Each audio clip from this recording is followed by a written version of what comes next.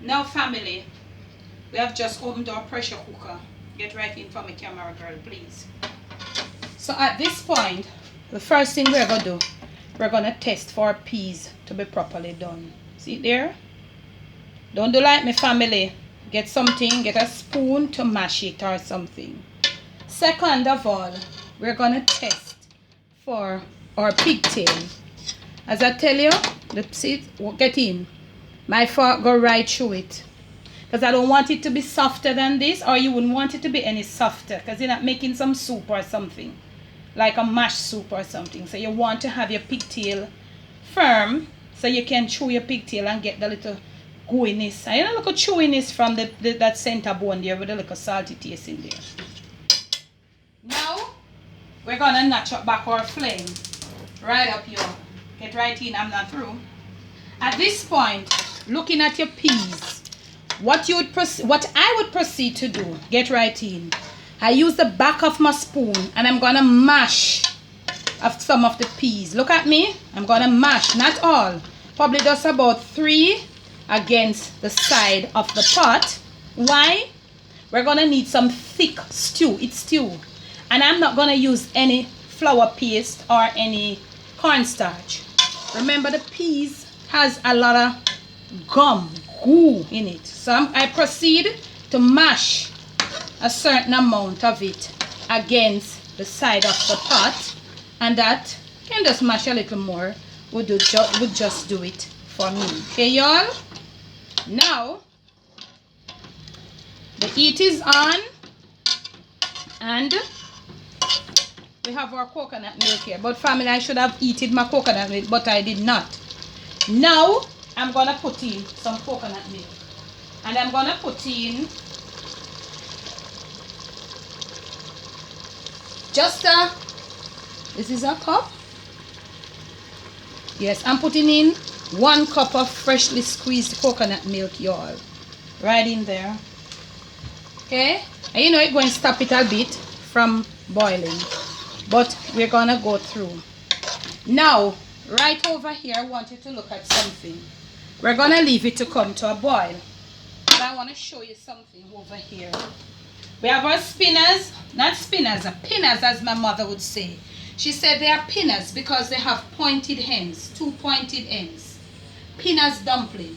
And if you notice something family, we do things in a uniform manner. I know your red pea soup and your stew peas and all of those things are going to need these. So if you notice, I've done all those that video showing you how to make different types of dumpling. They have been done ahead of time. They are on the channel. Therefore, when I do the stew peas now, and when I'm ready to do Saturday soup and red pea soup and all those soup, you know how to make your different type of dumpling. So my pinnas, them, they're all ready. And as soon as they start boiling, which is happening right here, I can get them in. You don't put in the pinnas last. They need to cook a little. So I'm going to put them in. Okay, y'all? And I want to get you in on something. Get right in. So you put them there and you let them start.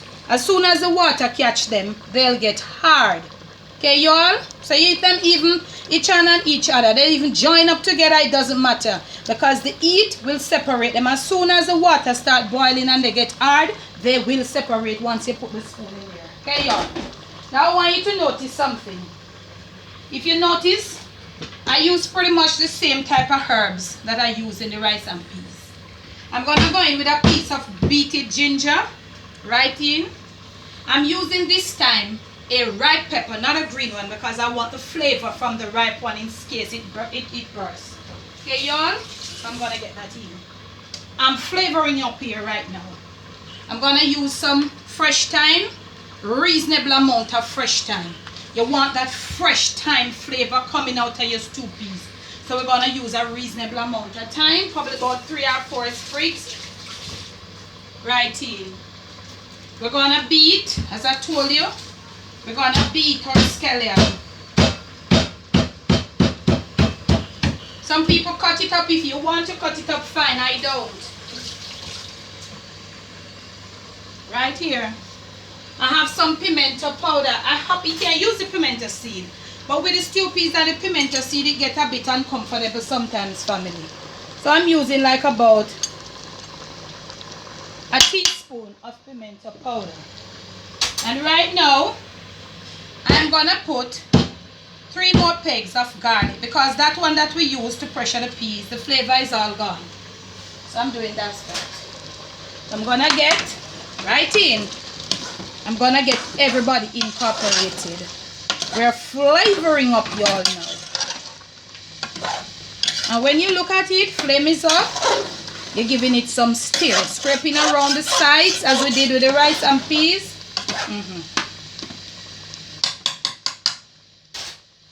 We have some fish and meat sauce here. We're gonna just put in like a tablespoon. I have some red pepper seeds here, putting in about a quarter or less of a teaspoon. I have some celery powder and I'm putting in a little. I didn't get any. If you have the green celery, you can put in some. We're gonna stir. I hope you're getting right in on it, you know, family. Right in. See, I told you the pinnas dumpling, they're all separate now because the heat catch them. Now we don't have any stew, so we need to put some water in, because now we're gonna proceed to get some stew. Go. So you're gonna need to do some serious stirring to get everything come together to get that stew that you want. Now mind you, if you didn't put in the coconut milk, your stew would have a little less, a little more, you know, but the coconut milk is white, so it sort of dim the color. We have some ketchup and we're going to pour it right in. I had to rinse my bottle because this is basically the last of my ketchup. So the ketchup now would help to bring up back the color of the peas, y'all. So we're going to stir. See what I'm talking about? It would kind of help to bring it up. Now we're stirring, scraping our edges as we go along. And this is what it looks like. We have to give it some time to cook. But guess what happened? We haven't yet tasted for salt and flavor. And we have a little black pepper here, last but not least. I'm gonna put in a little. That's fine. I will want to taste for salt and flavor perfection. This is all I use in my stew peas, family. I don't use all purpose. I don't use those. If you want to do that, feel free and go ahead. But please be reminded that all of these seasons, they contain salt, and the pigtail is all salty too. So you gotta be careful. So now we're gonna taste for the salt perfection and for the flavor for the stew peas that we want.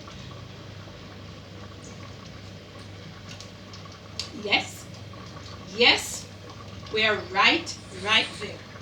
Okay, get right in, camera girl. So now we are right here. See, with stew. You see, with stew consistent is starting to build. It's not there as yet. Still watery. See it? What we are gonna do now? We're gonna cover. Yes. Back with our pressure on, or another cover. Yeah.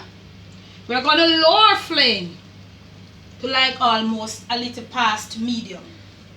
We're gonna leave it for another 10 minutes to let those pinnas dumpling cook and get gummy and gooey. And occasionally, probably about 2 to 3 times, you're gonna open and stir to get that stew, the thickness of the stew coming together. So when you see us next, our stew peas should be ready, and we're gonna serve up and we're gonna dish. And listen, you know it's gonna be a bang, because it's stew peas and white rice, all pigtail. See you in a bit, fam.